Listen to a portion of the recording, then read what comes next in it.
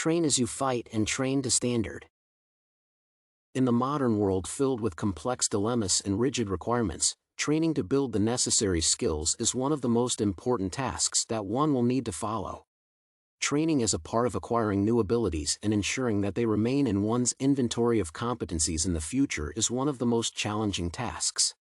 However, by following some of the principles of the training set by the U.S. Army, one will be able to train effectively and retain the needed skills.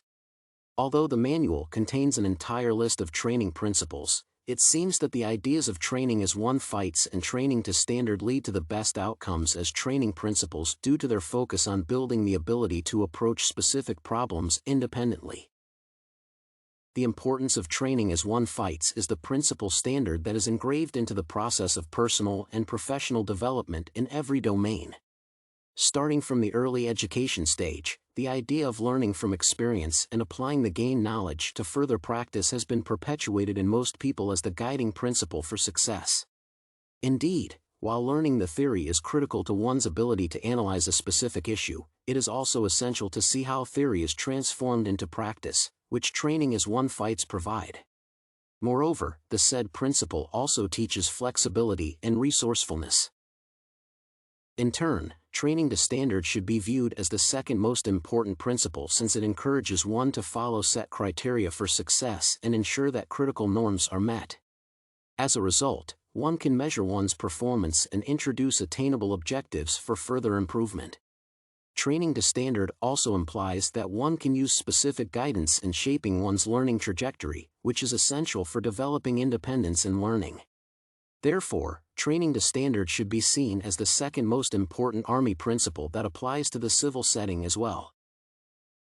However, the suggested way of looking at the Army standards is not the only perspective. It is possible to argue that the rest of the principles have an equal or even greater amount of importance, depending on one's stance on how life challenges can be overcome. In addition, the standard of training as one fights might be considered an intrinsic quality of human nature that occurs instinctively and, thus, does not need to be trained specifically. Instead, one could focus on developing the qualities that do not come as naturally and, thus, provide a greater challenge. Nevertheless, the specified two standards seem to make the foundation for success in the modern world, especially in education and business. Therefore, with the identified skills developed and standards followed, one is likely to become self-sufficient. By teaching learners to approach problem-solving independently and utilize the available tools appropriately by learning through experience, the principles of training as one fights and training to standard appear to be the most important ideas to follow. In order to succeed, one has to be flexible and learn from one's mistakes, which the two standards in question provide. Although the ideas of training as one fights and especially training to standard could be interpreted in several ways, the notions of continuous learning and the ability to derive important conclusions from one's previous experiences are very inspiring since they provide one with a large amount of agency and control.